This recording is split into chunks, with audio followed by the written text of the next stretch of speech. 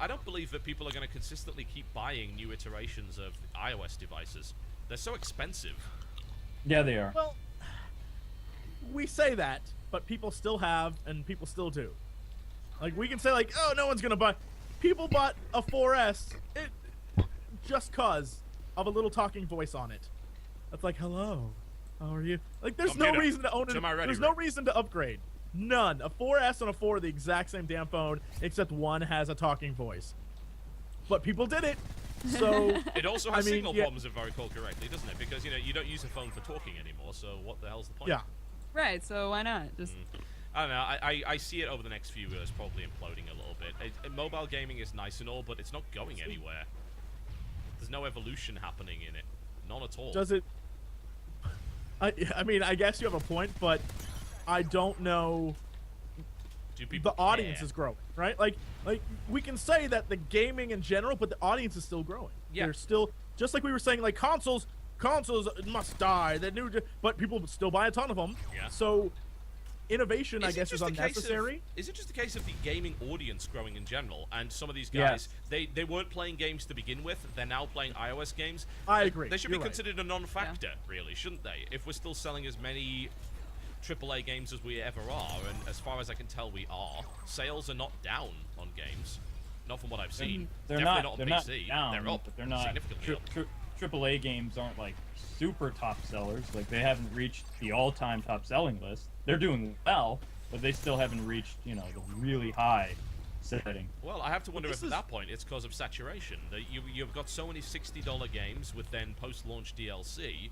You can only afford so many of those every year.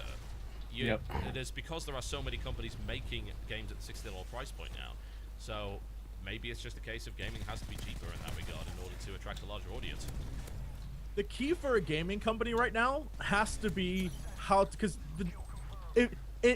lowering a scale from 37, an average age from 37 to 30 that's a major jump, which means that there are a bunch of 10, 11, 12-year-old, 13-year-olds out there that were never playing games before that are now playing it on iOS devices. And this includes a lot more women are playing games now on iOS devices than ever before. Yep. And if you're a company, your number one goal right now has to be to figure out how to get those 11, 12, 13, 14, 15-year-olds to buy your more expensive stuff and switch over to PC or console, because that's where you're going to make a fortune. And I think expect a lot of games geared toward younger audiences to come out on console. And I mean, they already exist, let's be honest, but a lot more games that are geared towards grabbing their attention. And I can't wait to see the games that are geared towards young female audiences, because there's gonna be a bunch, and they aren't gonna be like, and they're gonna Barbie be so dress dumb. up, right? I hope they aren't. I hope they're awesome. I hope they're My awesome. Little Pony awesome. Slaughterhouse. Selling me down. I'd play the hell out of that one. As long as there's a bonus level where instead of ponies you're actually killing bronies, I'd be totally cool with that. It's just guys walking down the street and you just kill them. Pretty much, yeah. For no other reason than whatever stupid cartoon they like. For no other reason. K-Wing's like, but what's the story point of that? He was like, I don't even care. I don't They're care. dying. They're dying. They Hey, every pony, eat lead! It's a hate crime, basically. And I'm okay with it. Total Biscuit, You're 2012. no worse than the nuts. 2012. It's a hate crime, and I'm okay with it. Total Biscuit, 2012. There's Total one Boris, for your fuck r/gaming. Give that one a shot. Anyway, I think that probably rounds that topic up somehow. I think we could go round in circles on mobile gaming for ages. Probably. But it's kind of a case of suck it and see, I suppose, and see how long it actually lasts. I think mobile gaming isn't really going anywhere. Portable devices are getting more powerful, but they still have large challenges in terms of interface. And that limits Battery life, yeah. That limits the kind of games you can put on them. And at the end of the day, core games are still selling tons of copies. So people obviously still want that control pad experience. And that's going to stay there for a little while, I think. Yeah. Yeah. Girl. Such a cute little girl. Yep. Objection! Hey. Alright, well, I think we're about rounded up on the show, unless we do it actually, Dodger, you know what, we're actually not that far behind, because I realized we started a bit late. We could do your topic. Okay. Let's do it. I hope that I explain it correctly. So, Okay. so the game Fez, like, People have been waiting for this game Raven. for years. And it finally came out, and they put out a patch not too long ago that fixed it fixed a lot of issues, but for some people it was deleting their game in general. Like it was deleting their save game. And so they said, "Okay, sorry. We'll fix that. Just don't play it until we fix it." And now, because of how Microsoft governs Xbox Live Arcade, they decided, you know what? This isn't happening to enough people for it to warrant that we fix it.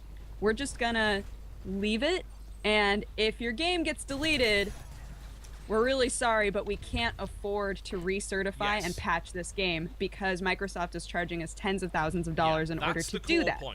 The core point is that Microsoft charges you a lot to, I believe it's past the first patch. They're claiming it's to encourage you to release a good game to begin with, which I guess makes sense, but the only people being punished by this are, I have to say, the consumer, because more often than not, a company's just going to turn around, especially in indies, going to say, I can't afford $20,000 for a patch. You kidding me? Steam doesn't charge me that. Yeah, and that's the other issue is like that they would have to release this for free. It's not like they could say, well, we'll get some of that money back because people will be buying this patch. Like, this is something that they messed up. So it would have to be free. There's no possible way they could charge us for it, or they would just be giant douchebags. Yeah, I mean, we are entitled to a game that works fine. It's as simple as that.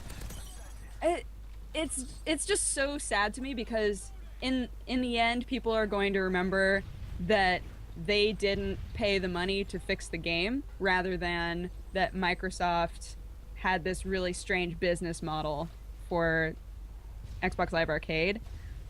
And I don't know. I was reading a lot of articles about it. I thought that it was kind of interesting, and I wanted to see what you guys thought about it.